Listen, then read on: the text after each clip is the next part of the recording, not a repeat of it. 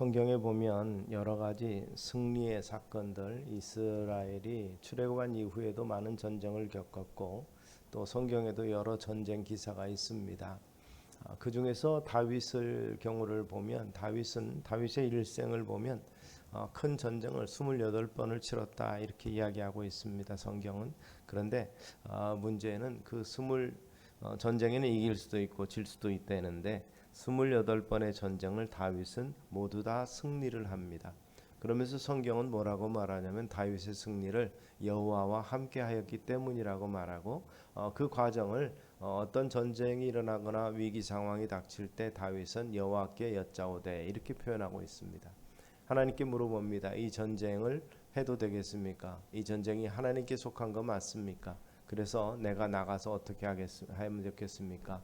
승리하게 주께서 함께 하실 때 그는 담대하게, 그래서 어떻게 보면 이미 이긴 전쟁을 수행했던 것을 볼 수가 있습니다. 그런데 오늘 본문에 보면 어떻게 보면 승승장구하던 이스라엘 백성들이 패하고 밤에 여호수아의 지도자의 지도력이 크게 위기가 있는 상황, 또 이스라엘의 위기 있는 상황에서 통곡하고 하나님께 묻는 사건이 여기 나타납니다. 왜 이런 일이 벌어졌습니까? 우리가 이제 잘못하면 죽겠습니다 하는 그런 것이죠. 결국 승리를 장담하고 올라갔지만 아이성에서 패퇴한 이후의 말씀이 오늘 본문 말씀인 것이죠. 결국 이러다가 끝나는 것 아닌가, 이러다가 결국 망하는 것 아닌가. 지금까지는 이 만군의 여호와가 함께했다는 소식을 듣고 애굽 군대가 홍해에서 전멸했고 기타 아말렉과 기타 여러 족속들이 이스라엘 앞에서 길을 열 수밖에 없는 상황이 됐었기 때문에 이들의 마음이 물같이 녹았다 성경은 표현했는데, 이제 보니까 아이성 같은 작은 성 하나도 이기지 못하는 거 허수아비였구나, 별거 아니었구나 생각하고 이제는 이 혼자서 자기들 성을 사수하려고 했던 이들이 이 연합을 해서 도시 연합을 통해서 이스라엘과 마주 싸우게 된다면 굉장히 위험한 상황이 벌어질 수도 있는 그러한 상황이 되는 것이죠. 9절은 그렇게 여호수아가 고백을 합니다. 하나님 앞에 가나안 사람과 이 땅의 모든 사람들이 듣고 우리를 둘러싸고 우리 이름을 세상에서 끊으리니, 결국 어떻게 보면 사기가 떨어지고 성기를 놓치게 되면 우리가 결국 내일이 불투명하다는 것이죠. 기껏 여기까지 왔는데 출애굽하고 광야를 거치고 요단강을 건너서 여기까지 왔는데 여기서 망할 수도 있다 이렇게 염려하며 하나님 앞에 엎드려 기도합니다. 이 우리나라 6.25 전쟁 때 유명한 일화가 있습니다. 마거렛 히긴스라는 종군 기자가 일사후퇴 때 중공군 남하로 인해서 일사후퇴할 때 미군 병사들을 이렇게 취재하면서 이 일사후퇴, 즉 1월 달이니까 뭐 춥죠. 이 비상식량을 먹는데 이 미군들이 먹는 보면 이 빈 그 뭐라고 그러냐, 페스트라고 그러나요? 그 콩을 이렇게 요리해 놓은 캔을 먹는데 얼음 깡통을 결국 그 대검으로 그 군인들이 쓰는 검 있죠. 그걸로 따서 얼은 이 콩을 요리를 씹어 먹고 있는 군사를 바라보면서 이렇게 물어봤다고 합니다. 만일 내가 하나님이라면 당신은 내게 어떤 소원을 구하겠습니까? 그 병사는 슬픈 낯으로 그렇게 얘기했다고 그래요. 내게 내일을 주십시오. Give me tomorrow 이렇게 얘기했다고 그래요. 이것이 전 세계적으로 타진이 돼서 아주 유명한 이야기가 됐습니다.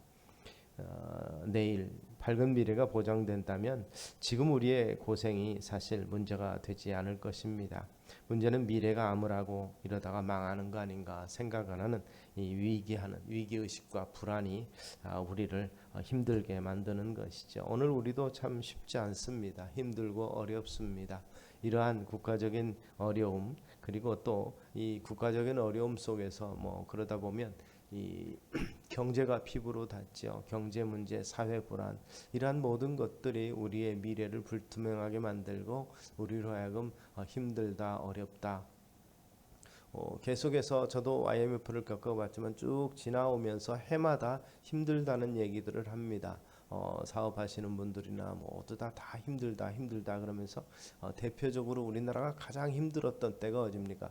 이 현대에 들어와서는 아마 IMF를 통과하면서 그러지 않았을까 생각하는데, 그래서 대표적인 것이, 사실 그보다 더 힘든 것이 6.25 때고 또 일제 시대였겠지만 사람들은 대부분 그들이 겪은 것 또는 그들이 들은 것이 가장 가까운 이 과거를 생각을 해서 IMF 때보다 더 힘들다, 이런 표현들을 많이 썼었습니다. 그래서 어떻게 보면 우리나라 그 국민소득이나 국민총생산은 계속 올라가고 있었는데 어떻게 그렇게 힘들다는 이야기를 할 수 있는가라고 생각을 해봅니다. 결국 이 부분에 보면 그것은 물질이 많고 적고가 문제가 아니라는 것이죠. 소득이 많고 적고가 문제가 아니라 사람들이 느끼는 불안감과 기타 여러 가지 주변 여건들 때문에 우리가 불안해하고 있다는 것이죠. 본문에 나타나는 내용도 실제적입니다. 말씀드렸던 것처럼 자칫 잘못하면 이스라엘은 사기가 떨어지고, 그리고 오히려 가나안 사람들은 이 사기가 올라가서 그들끼리 연합해서 이스라엘을 치려고 한다면 이 문제가 좀 될 수도 있는 부분. 사실 애굽에서 400년 동안 노예 생활하다가 하나님의 특별한 은혜로 독립했습니다. 홍해를 건너서 가나안으로 향했고 요단강을 건너가고 그들의 경건과 거룩함이 하나님의 그 기대에 미치지 못했던 과거를 봅니다. 그래서 결국 40일 정탐했던 것을 40년간 광야에서 유리하던 그러한 모습으로 됩니다. 그러고 나서 그 40년이 차지고 모세는 이제 하나님께로 가고 새로운 세대를 여호수아가 이끌고 이 가나안 땅, 즉 요단강을 다시 건너게 되는데, 오늘 본문에 그런 것이 있습니다. 패하고 나서 미래가 암울하니까 뭐라고 말합니까? 우리가 요단 저쪽을 만족하게 여겨 거주하였다면 좋을 뻔하였나이다. 차라리 요단강 건너지 아니하고 그들 숫자로만 보면 요단 동편에서 그냥 머물렀으면 차라리 그때까지는 승리했었으니까 좋지 않았겠습니까? 하고 하나님 앞에 하소연을 합니다. 사실 이 60만이나 되는 정병이 여리고를 돌면서 결국 힘 안 들이지 아니고 겹성이었던 여리고성을 무너뜨리고 승리를 했는데, 전리품을 취하고 모두 다 진멸했는데, 그리고 나서 이제는 이 작은 성 아이는 손쉽게 할 것이라 생각해서, 생각해 보십시오. 60만이 돌았다가 3,000명으로 해결할 정도니까 얼마나 작은 성이었겠습니까? 여리고는 가나안에서 제일 강한 성이었고 첫 성이었는데 거기서 승리에 취해서 이제는 가볍게 적을 생각합니다. 하나님께 여쭤보지 아니하고 자기들 나름대로 판단해서 3,000명만 올라가면 해결되겠지 하고 올라가는데 쫓겨오고 36명이나 죽고 하는 희생이 나오게 됩니다. 이런 부분에 대해서 전쟁 경우 왜 지게 되었는가에 대해서 이스라엘 백성들은 고민하면서 답답해하는데, 하나님께서는 뭐라고 말씀합니까? 결국 원인이 너희 안에 있다라는 말씀을 하고 있는 것을 보게 됩니다. 이 전쟁에서 패전이란 있을 수가 없어야 됩니다. 다윗이 모든 전쟁에서 승리했지만 한 번 지면 모든 것을 빼앗기는 것이 고대 전쟁의 양상들입니다. 오늘 본문 속에서도 그렇죠. 이들이 그거 한번 졌다고 뭐 그렇게 두려워하냐 그러는데, 이게 사기와 연결이 되고 또 그들에게 연합할 수 있는 빌미를 제공하게 되는 것이었죠. 그래서 그들은 위기를 느끼고 있었던 것입니다. 그러면서 한편 우리가 영적으로 생각해 보면 이 전쟁이 어떤 전쟁입니까? 그냥 단순히 땅을 차지하기 위한 정복 전쟁이 아니란 말이죠.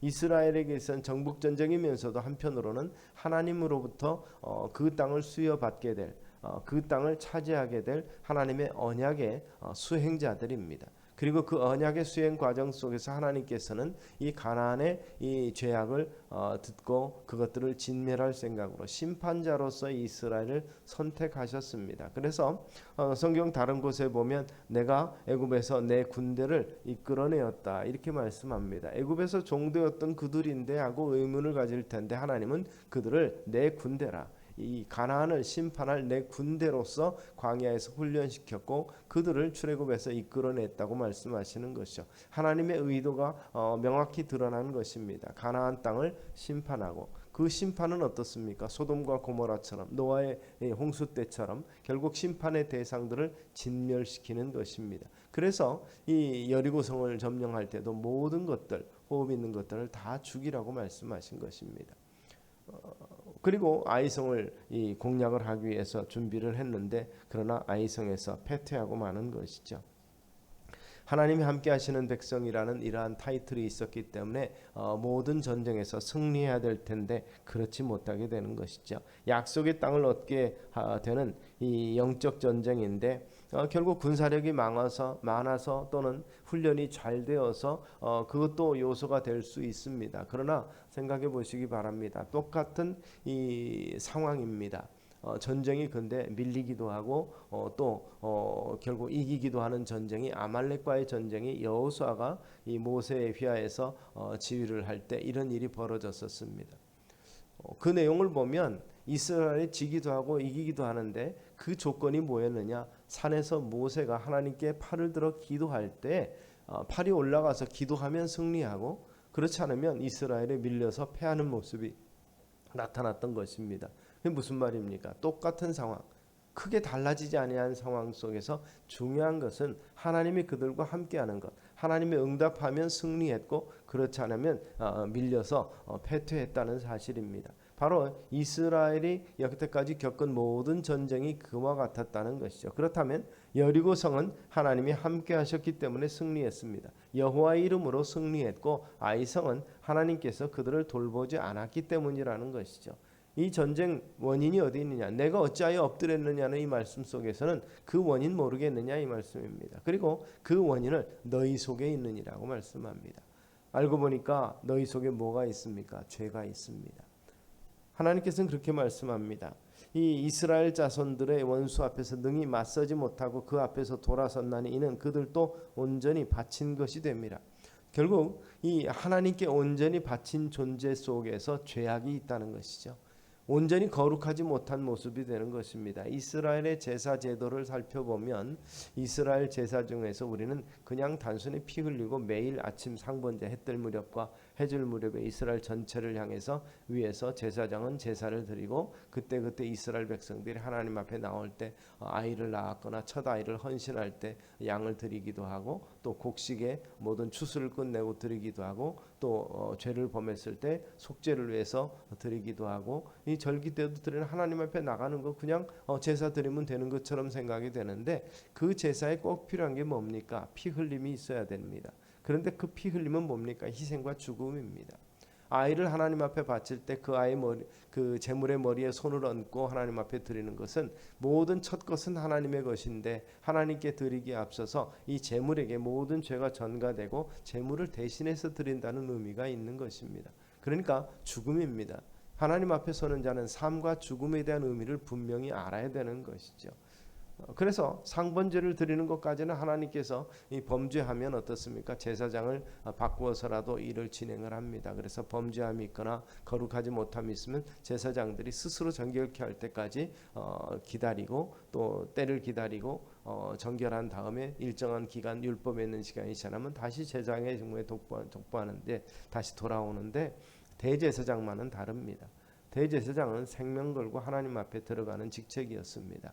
대제사장이 가장 중요한 의미는 1년에 한 번 속죄일에 하나님 앞에 이스라엘 모든 죄를 가지고 하나님 앞에 나가는 것입니다. 그래서 이 지성소에 들어가서 회막 안에 그 법궤가 있는 곳에 들어가서 하나님을 1대1로 대면합니다. 아무도 들어가지 못하는 것이죠. 그래서 1대1로 대면하는데 그가 가지고 들어간 이 이스라엘을 위한 번제물의 피가 하나님 앞에 법궤에 뿌리는데 하나님 앞에 합당치 못하면 이 제사장은 그 자리에서 죽습니다. 제사장이 속죄일에 들어갈 때는 정말 자기 목숨을 걸고 들어가는 거예요. 왜냐하면 그 내용은 아무도 몰라요. 왜냐하면 내가 죄 지은 거라면 하나님 앞에 내가 이렇게 거리낌이 있으니까 다음 제사장한테 올려주고 자기가 물러나면 됩니다. 그런데 이스라엘의 죄는 자기가 알지 못해요. 이스라엘 이 전체 200만이 넘는 사람들 중에서 어느 가정에 어느 한 사람이 범죄한 것을 회개치 아니하고 숨기고 있는 것을 이스라엘이 속죄를 위해서 들어가게 되면 어떻습니까?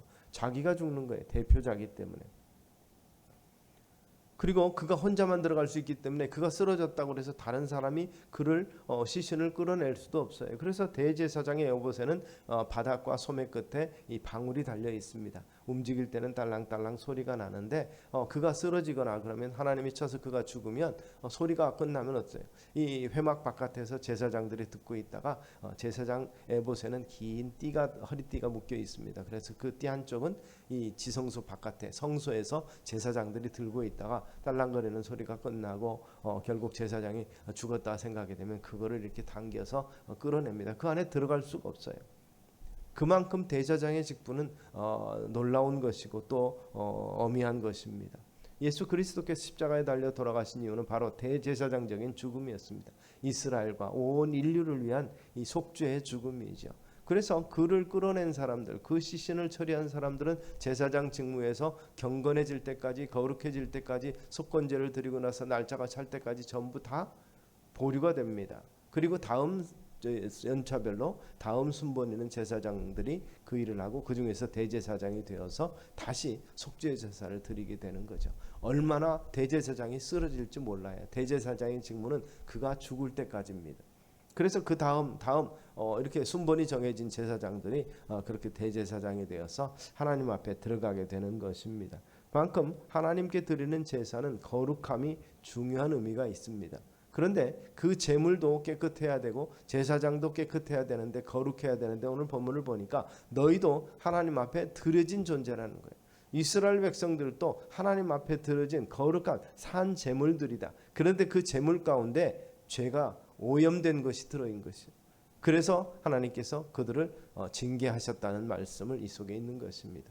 이스라엘 가운데 죄악이 있기 때문에 결국 온전히 바친 것이 되는데 그 바친 물건 중에서 멸하지 아니하면, 그래서 죄를 제하지 아니하면 내가 다시는 너희와 함께하지 않겠다. 이렇게 어떻게 보면 선포하시는 하나님의 말씀이 있습니다. 그래서 그들에게 필요한 것은 뭡니까? 스스로 성결해서 내일을 기다리라고 말합니다. 일어나서 백성을 거룩하게 하여, 결국 그들 가운데 죄를 제하여 버린다는 거죠. 하나님 그거 조금 잘못했다고 보니까 알고 보니까 아간이라는 사람이 이 여리고성을 진멸할 때 전리품을 취한 것입니다. 하나님은 전리품을 취하지 말라고 그랬어요.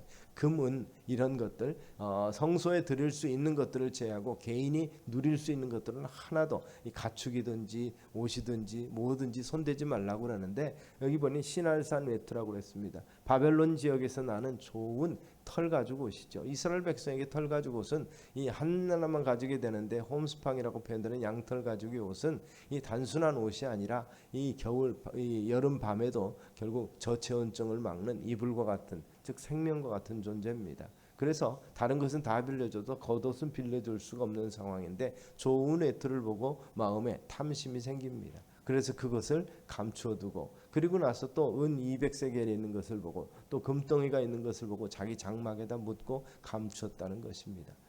자기 이기적인 생각에 눈을 보니까 일단은 탐심이 덤했고 또 하나는 이 백성들 전쟁 미래 상관없이 내 자신이 요거 너무 아깝지 않은가 생각을 합니다. 사실 오늘날에 상식적으로 생각하면 굳이 좋은 거 불태울 필요가 있습니까? 금은 그거 무엇하고 금은 어떻습니까? 돈은 다 그렇다 치더라도 금은 여호와께 바치라고 그러는데 자기가 그것을 훔친 거죠. 그 모든 것은 여호와께 드려진 것이고 너희 자신들도 하나님의 것이라 하나님 앞에 드려진 것인데 자기 자신의 이기적인 생각을 가지고 이스라엘 전체를 망각한 것이죠. 바로 이 같은 아간의 죄가 문제입니다. 거룩하지 못한 것입니다. 결국 내일을 기다리라. 내일은 하나님께 속한 것인데 이 적이 강해서가 아니고 정세가 잘못 판단된 것, 전략이 잘못된 것도 아니고 상황이 문제가 있는 것도 아닙니다. 문제는 원인 너희 속에 있다 말씀하는데 성결의 문제요, 도덕성의 문제며 진실의 문제입니다. 결국 영적인 문제라는 것이죠. 하나님이 지적하고 계십니다. 문제의 근본은 도덕성과 신앙에 있는 것입니다. 말씀드린 것처럼 이 전쟁은 성전입니다. 거룩한 전쟁인데 거기에 거룩하지 못한 하나님을 속이는 일이 벌어졌기 때문에 하나님께서 그들에게 경고하시는 것입니다. 거룩한 심판을 집행하고 하나님이 주는 약속의 땅을 지금 우리가 소유하게 되는 것이죠. 여러분 우리가 역사의 그 혼론 가운데서 결국 이 대법관 또는 헌법재판관 이런 분들을 이렇게 그들을 그걸 내면서 그들의 그 모든 것이 다 드러나게 됐죠. 우리는 생각합니다. 그 정도 국가의 중대사, 개인의 중요한 일을 결정하는 마지막 제3심 그리고 최종적인 판단을 하는 이 법관들은 윤리, 도덕적으로, 법리적으로 완벽한 사람을 우리는 상상을 하고 있는 거죠. 그런데 이 드러나는 과정 속에서 보니까 결국 가정을 잘못 다스렸다든지 개인적인 비리가 있다든지 이런 것들이 있으면 스스로 물러나야 될 텐데 그렇지 아니하고 그 자리에 대한 매력과 그것에 대한 것 때문에 결국 덮고 그 임무를 수행했다든지 또는 아니면 그것을 위해서 결국 이 문제가 드러나는데도 불구하고 굳이 그것을 해서 결국 지금 하고 있는 사람도 있는 것을 보면 안타까움이 있죠. 뭐 지금 현 정부만이 아니라 과거에도 그런 일들이 있었는데 그렇다고 보면 사회 통념으로 볼 때 이런 사람들은 정말 진실하고 그런 부분이 없고 문제가 있다면 자기가 스스로 용퇴를 해야 되는 게 마땅한데 요즘 사람들은 체면도 없고 염치도 없는 것을 보면서 우리는 참 안타깝죠. 결국 허물이 있는데도 불구하고 그 자리에 대한 욕심이 결국 그들로 물러나지 못하게 되고 결국 그러한 여러 가지 과정 속에서 결정되는 사항은 이 국가한 중대사 개인의 생명과 관계되는 중대한 중대사를 결국 법의 양심에 따라서 법과 양심에 따라서 선언하게 되는데 그렇게 되지 못하는 경우들이 있는 것을 보게 될 때 안타까움이 있습니다. 그런데 그보다 더한 영적인 전쟁을 치르고 있는 결국 이스라엘 백성들, 이스라엘 지도자들은 바로 이런 부분에 대해서 모든 것을 죄를 제하여 버리라고 말씀합니다. 그래야지 내가 너희와 함께하겠다고 약속하는 것이죠. 하나님의 능력으로 보호되는 백성은 결국 하나님의 백성의 거룩성을 유지할 때 이러한 특권이 주어지는 것이고 특권이 유지된다는 사실을 우리가 기억하실 수 있게 되기를 바랍니다. 지나친 욕심, 탐심과 욕심에 사로잡혀 있는 동안은 아무것도 보이지 않습니다. 미래도 보이지 아니하고 하나님도 보이지 않기 때문에 자기 자신은 더더욱 돌아보지 못하기 때문에 문제가 되는 것이죠. 여기 보니까 이 사람의 눈을 생각하고 땅 속에 이걸 숨겨놨다 그랬습니다. 은폐했다는 것은 결국 하나님을 속이는 것이 되고 이것은 하나님께서 용납하지 아니하는 내용인 것입니다. 초대교회의 이 거룩한 성전을 치르는 이 여호수아의 전쟁 정복 전쟁에서 문제가 생겼을 때를 보면 비슷한 사례가 초대교회 때도 있었습니다. 베드로 앞에 아나니아와 삽비라가 크게 은혜를 받았습니다. 그리고 나서 집을 팔아서 결국 이 헌금으로 내는 거죠. 교회를 위해서 쓰십시오. 그러는데 베드로의 신령한 그 판단력, 즉 성령이 그에게 판단을 주셔서 이것이 전부냐라고 물어보게 될 때 그들이 뭐라고 답합니까? 일부를 숨겼는데 뭐라고 말합니까? 이것이 답니다라고 말합니다. 사실 자기 재산을 자기가 팔았기 때문에 조금은 제가 쓰려고 남겼습니다라고 말해도 아무 문제가 없을 건데도 불구하고 그는 결국 조용히 은밀히 자기만 재물이 있는 것을 자기만 쓰기를 원했던 것 같습니다. 그래서 결국 이것이 답니다. 그랬을 때 내가 어찌하여 성령을 속이느냐. 결국 그것으로 인해서 그 생명이 다하고 그 아내를 다시 불렀을 때 그도 똑같은 대답을 함으로 말미암아 부부가 동시에 심판을 받게 됩니다. 우리는 그 내용을 보면서 세상 사람들은 하나님 너무하시는 거 아니냐 이렇게 생각을 합니다. 심지어 성도들조차도 이해하지 못할 부분이다 이렇게 생각하는데 이 부분은 바로 여호수아가 치르는 전쟁이 성전인 것처럼 이 초대교회의 기틀을 세우는 과정 속에서 죄와 속임과 은폐와 이런 것들에 대해서 헌신이 온전한 헌신이 되지 못할 때 하나님께서는 이것을 심판하신 것을 볼 수가 있습니다. 초대교회 이 거짓은 있을 수 없다는 것입니다. 그런 면에서 아간도 같은 맥락에서 거룩한 전쟁을 치르는 초기 단계죠. 두 번째 전쟁에서 속이고 또 세 번째 전쟁에서 숨기는 것이 나오고 그러면 이스라엘의 영적 기강이 어떻게 되겠느냐 이 말이죠. 결국 하나님께서 이 30명의 희생과 36명의 희생과 이스라엘의 이 마음 이런 생각들 하나님께서 바로잡아 주시는 거죠. 그 전에 이스라엘 백성들은 40일간 영탐꾼을 12명을 보내서 가나안을 정탐하고 돌아와서 뭐를 했습니까? 다 왜곡시킨 건 아니에요. 그들이 가지고 온 것 젖과 꿀이 흐르는 땅이라는 증거들을 가지고 왔습니다. 포도송이를 이 두 사람이 지고 가지고 왔던 것을 보면 이 기름진 땅이며 좋은 땅이라는 것을 그들은 알고 있었는데 문제는 가나안 민족이 너무 겁나게 생겼다 이 말이죠. 우리는 그 앞에 메뚜기 같았더라. 우리가 그들과 전쟁할 수 있는 이 흔히 말하는 깜이 안 된다 이 말이에요. 그래서 어떻게 했어요? 그들은 그냥 단순히 원망하고 끝난 게 아닙니다. 하나님을 원망하고 모세를 돌로 들어 치려 했고 우리가 죽을 곳이 없어서 여기까지 왔느냐 하면서 밤새도록 땅을 치며 통곡했다 그랬습니다. 그러면서 군대 장관을 세워서 애굽으로 다시 돌아가자.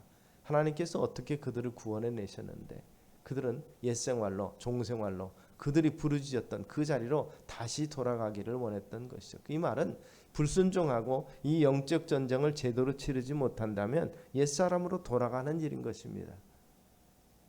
바로 하나님 앞에 불순종하고 죄를 수용한다는 것은 바로 우리 옛사람으로 예수 그리스도께서 보혈을 흘려서 우리를 정결케 하신 것을 부인하는 것이 되는 것입니다.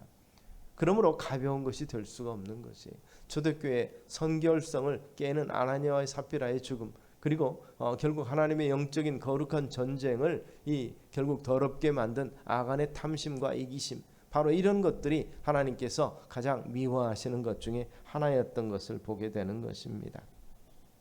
옛날에 지금도 하고 있는지 자료를 찾아보니까 지금은 이런 부분에 대한 것이 안 나타나는데 옛날에 독일 그 정부와 대학에서 이 국제 투명성 위원회를 세워서 국가 청렴도 조사를 했다고 하죠. 이것이 96년도에 나온 자료가 최후의 자료로 돼 있어서 그 이후 거를 찾아봤는데 그거는 잘 모르겠어요. 그런데 그때 IMF 전에 우리나라가 53개국 나름대로 중진국 이상의 이 53개국을 했더니 1위가 뉴질랜드고 2위가 덴마크, 3위가 스웨덴입니다. 싱가포르 정결한 나라였는데 7위였어요. 그러니까 그보다 더 평가가 높은 나라들이 얼마나 청렴도가 높은가를 생각해 볼 수 있습니다. 그리고 일본이 17번째였는데 53개국 중에서 우리 한국이 27번째였고 IMF 이후에는 40번째로 밀려났다는 자료를 볼 수가 있었습니다. 세상 사람들이 말하는 의조차도 기준치를 말하고 있습니다. 의는 선행이 아니라 좀 더 나아가서 정직함 이것은 잘했나 못했나를 묻는 게 아니에요. 능력이 있느냐 없느냐를 묻는 것이 아니고 진실을 묻는 것이죠.